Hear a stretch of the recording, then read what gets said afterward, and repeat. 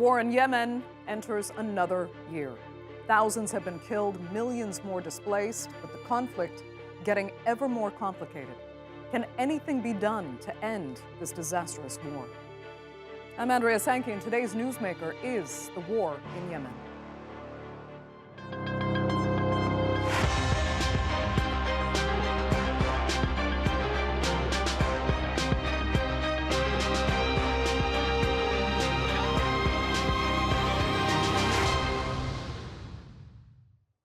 While the world's eyes have been on Russia's assault on Ukraine, the war in Yemen is quietly entering another year.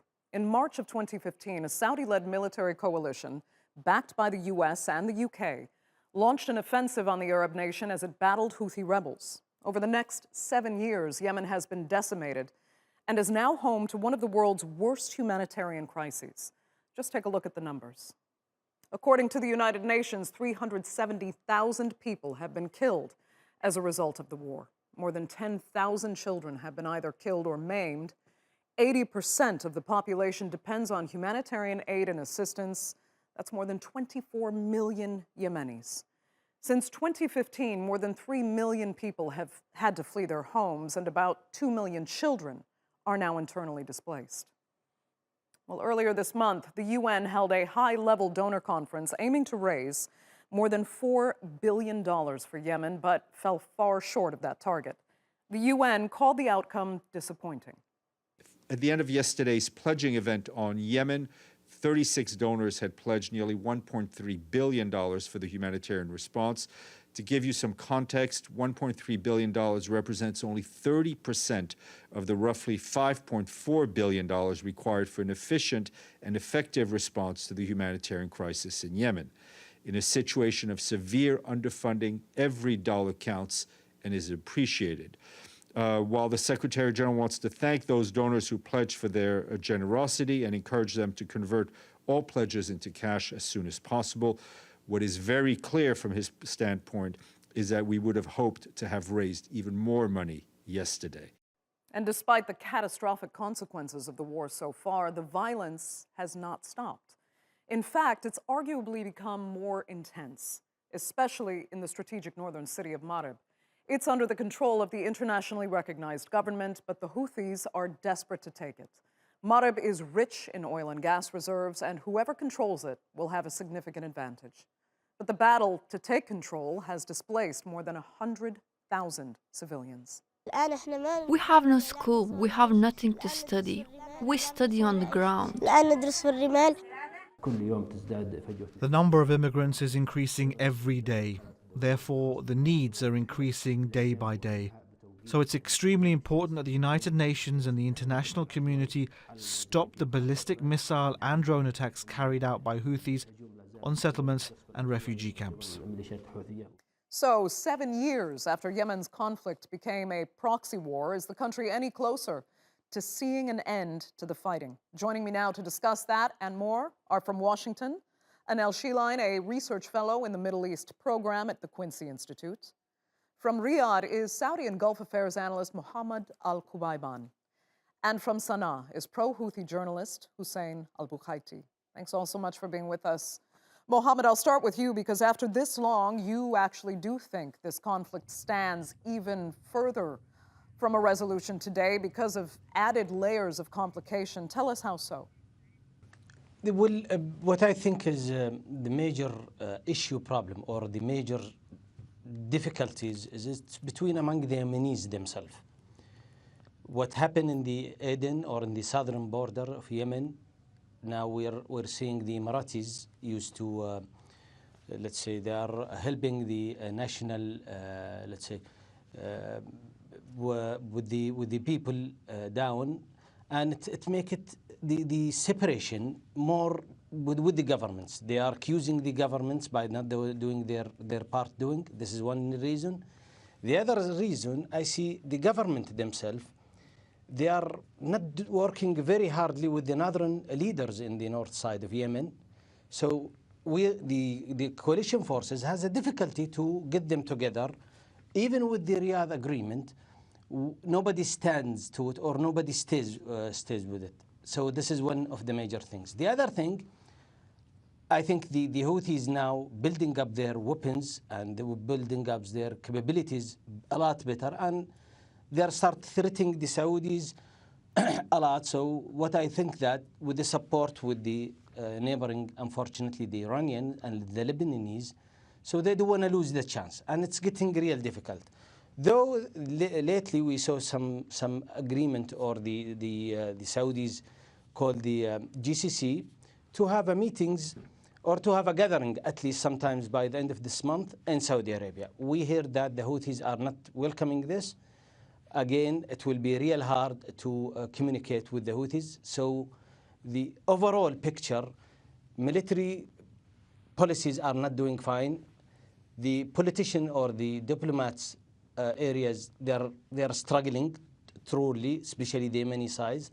And again, we're facing an unfortunate, not a good support, maybe with the Ukrainian and Russian conflict, that now they are start looking at the Saudis and they start providing them with the patriots, and they're saying we may nominate Houthis as a terror group, but it's a little bit too late. Though we can utilize this for a better settlement for overall for the problem. Okay, let me get Hussein's perspective on this. Really same question. I mean, how far off do you see any resolution to this conflict from the Houthi perspective?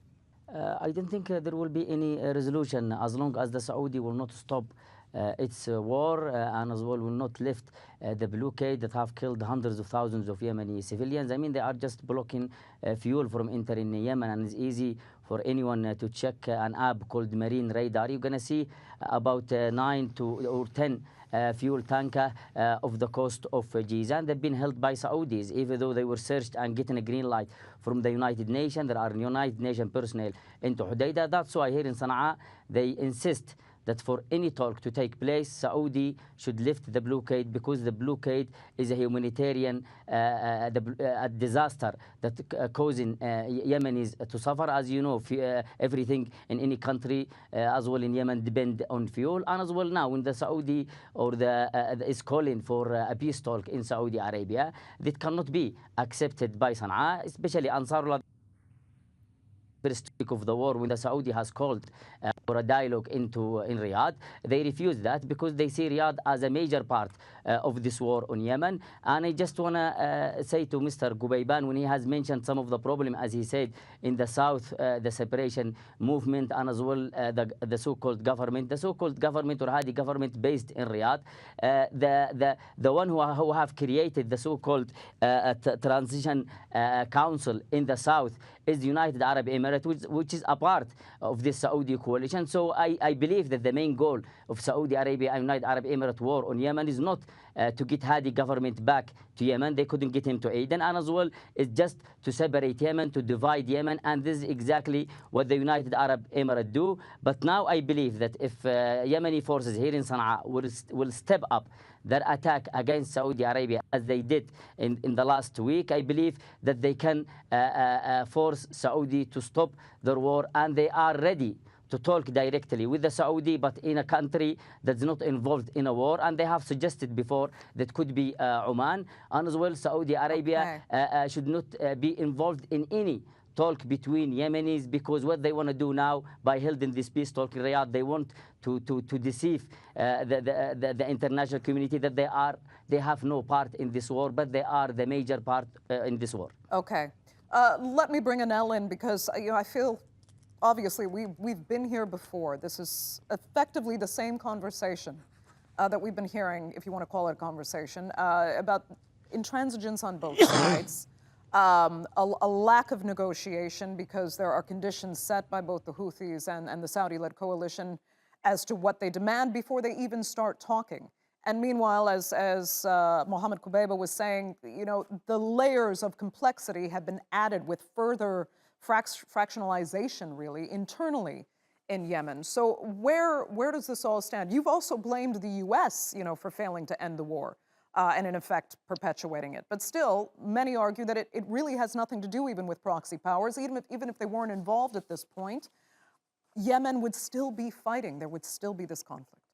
This is true, that even if the international powers were not involved, the Yemenis themselves would have to work out the future of what political power would look like in their country.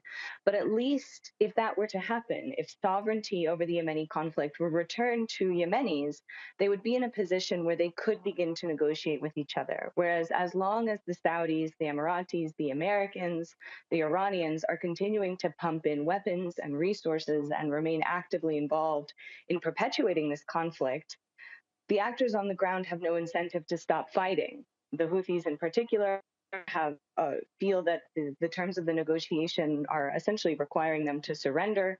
This remains the framework established by the UN Security Council back in 2015, 7 years ago, when the Saudi-led intervention began.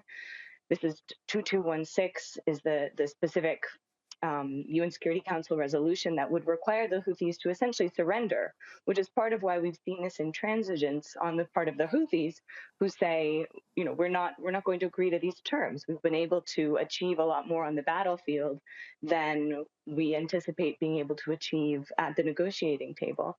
And so, from my perspective, I think what's especially unfortunate is that the Biden administration has put forward this narrative that they are involved in trying to resolve the war through diplomacy. But in fact, what we've seen is an escalation of U.S. support, more weapons sales to Saudi Arabia. And so the past several months have seen a huge spike in the Saudi-led coalition airstrikes across the border. There were 400 in January, 700 in February. This is way up from where it had been previously. Even under the Trump administration, it had been lower. And so Biden says he's working to resolve this conflict. And yet what we're seeing instead is even more American support and this narrative that the Houthi transborder attacks are posing such a huge threat to Saudi Arabia, when in fact, with U.S. assistance, 90% of those transborder attacks are successfully blocked, whereas we have, as I said, hundreds of coalition airstrikes each month destroying Yemeni infrastructure and killing civilians in Yemen.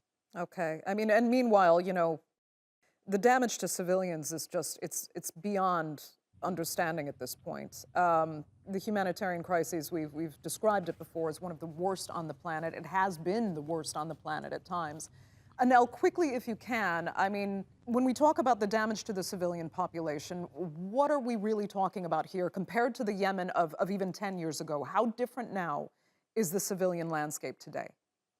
Well, so a portion of the civilian deaths are directly the result of airstrikes. But as Hussein in Sana'a was mentioning, a huge impact here is the blockade and also the effects of the airstrikes on civilian infrastructure. So on food production facilities, on electricity and water processing, which has essentially ground life to a halt. And then on top of that, the fact that no fuel has been able to enter Yemen since early January of this year. A similar pattern happened last year, where there were months where no fuel was allowed into the Hodeidah port. So life is really not able to continue at all in Yemen. And so, 10 years ago, Yemen was already quite impoverished and struggling, but at least had a semi-functional system of civilian infrastructure. Whereas because of the targeting from the Saudi-led coalition on these civilian facilities, life, as we can see in these images, people are starving and really unable to survive. Okay. And so, I think the most important thing to keep in mind here is that the international community is not paying attention to this. We see so much attention shifted to Ukraine, and yet there are so many parallels between what Russia is doing to Ukraine and what Saudi Arabia is doing to Yemen. Okay, Mohammed Al-Kubayban, is Saudi any closer to considering at least ending the blockade in order to take even a minimum step toward trying to engage in negotiations, trying to end the violence in this conflict? And they did maybe 2 times or 3 times. They had suggestions that we will minimize the attack, we will give chances for Sana'a airport use, we would like to lower our bombing to the fields. But I believe, ma'am, and also for my colleagues in Washington, that we have to understand one thing. Now it's 8 years yesterday started, and now we are coming, I think, or 26 in fact, in the 9th year started. Since, as far as the Iranians are been ignored by the international community, and with the expand of the Iranian, let's say, arms inside the Arabian Peninsula, they will not lose the chance. They will keep supporting the Houthis. So the Saudis gave a chances, and even though that His Royal Highness Prince Mohammed has a speech in the TV and one day, and he talked about the Yemen, the Houthis are Arabs, they are neighbors, and they are overall Muslims. So let's sit together and talk. And they rejected it. Even though in Ramadan, now this coming few Ramadans, there was welcoming to at least get a truce between the players.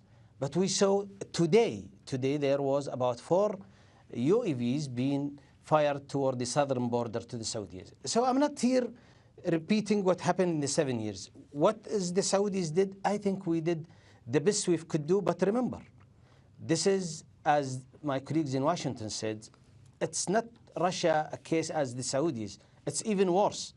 Now, if it's they're neighboring, Iran are our neighboring country, so we have no problem to get along with their neighboring. But they are building 2 major things, that they change the maps, or they change, let's say, the ideology, and the other things that they want the sects of the Shia to dominate the Islamic swords. And I'm not here going back to speak to about the religions, but this is since 1400 years we have the conflict. So whatever the Iranians trying to do, this is their major and #1 step, that they want to dominate the Islamic words. Let me ask Hussein then. For the chances, I will say last one more thing. For Mr. Hussein, what you are saying, Mr. Hussein, is being repeated, and I think it's not true. And I think the evidence that the Saudis paid billions of dollars to support the Yemenis, since it's the worst crisis. So I think what you are saying regarding the blockades, regarding the humanitarian aids, regarding the COVID-19 support, I think that you have to review it and look at the real evidence and speak about it. Mohammed, so unfortunately, it seems Hussein didn't hear the last part of your analysis there. We're going to try to get that connection back. Anel, I'll have to ask you then. I mean, there are others, you know, who argue that it really is Iran that is the problem here by arming the Saudis, so that even if there are good arming the Houthis, of course. So even if there are good intentions on behalf of the Saudis to try and resolve this via negotiations, it's the Iranians that are continuing to arm the Houthi rebels and encouraging them to keep this battle going on the ground and not to speak to their counterparts in Saudi and the UAE. Where do you stand on that? I mean, what's ironic is Saudi Arabia intervened in the first place 7 years ago because they were concerned about this notion that Iran was supporting the Houthis. But what's ironic about it is the fact that Iranian support has only increased over the past 7 years. And as this war continues, it is likely to continue to increase, because this is a great way for Iran to force Saudi Arabia to spend hundreds of billions of dollars. And there's been some efforts by the Saudis to provide for humanitarian assistance to Yemen, but at the same time, it has cost infinitely more for the Saudis to purchase all of the weapons that they're using to destroy Yemen. We also recently just had the big UN conference to try to raise funds for Yemen, and neither the Saudis nor Emiratis contributed to this. And so the UN was hoping to raise something in the 3 billion range, and we're only able to raise about $1 billion. And so especially now, as we're seeing the price of wheat go up due to the conflict, the Russian war on Ukraine and Russia both being major wheat producers, programs like the World Food Program are saying they're going to have to cut the assistance that they provide to Yemen and other impoverished countries around the world, because the price of wheat is spiking now, and there are just simply no more funds to provide for humanitarian assistance to Yemen. And so we're likely to continue to see things just getting worse and worse. And this notion that Iran is providing this incredible amount of support, well, how much support are the Americans providing the Saudis, and then the Saudis and Emiratis providing to their proxies in Yemen? You know, the international community has come together to prevent Iranian smuggling, which is why we have the UN verification mechanism that Hussein was mentioning, that oversees the import of goods. And yet, as he was saying, the Saudis often further delay those ships that the UN has already approved, said there's no weapons on board this ship, it's just fuel, it's just food, it can go through, and then it's delayed for months or diverted to Saudi Arabia. And so Right. Yemenis are not Yeah. having access I mean, to these resources. to be clear, Anel, you've said and commented very clearly that you believe there are no good guys in this war, that you said all parties to this conflict have been credibly accused of war crimes by the United Nations. But now I'm wondering, I mean, Absolutely. if that is the case, can this only end badly? I think it has to be returned to the Yemenis. As I said, civil wars that have foreign involvement are likely to continue much longer than those where it's just the local actors on the ground who eventually run out of resources themselves. They run out of the money or the manpower or the will to keep fighting.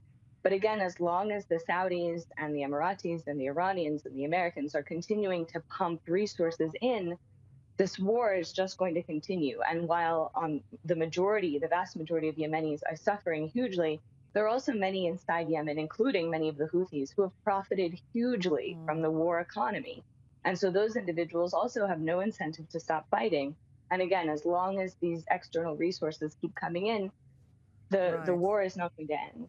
You know, Mohammed, more than once we know this has been described as the worst humanitarian crisis on the planet. But as you said, over the past year, it has lost a crucial sense of urgency because of several other causes, not least even Afghanistan, we have to remember, and now, of course, Ukraine. I mean, how dangerous do you think it is from a humanitarian perspective that Yemen really no longer is a global priority? Priorities we're talking about the global priorities is the interest. So honestly, and what we saw right now, the best example, what's happening in Europe. The ethics is just went down. I mean, there is no more ethics. We saw that it's the interest. What's happening in Yemen, for any reason, the international community did not pay attention at this conflict at the beginning. The changes of the administration back in US and the conflict in between themselves. They forget about what is the stability in these regions. My colleagues back from Washington, she's saying that the Saudis are threatening the world by saying we will not support the international for the oil or for the gas because of the threatening. So there is no ethics in any wars, but it's the Saudis did their best. You know, my daughter husband, he passed out. I mean, he's been killed in this war. So we're all suffering. We need to stop this conflict. But the problem is the Houthis themselves, they don't have the power. And I thought that they have their influence in themselves and their leaders to stop, and there was a good chances. And the GCC suggesting that they get together with the other partner in Saudi, Yemenis partner.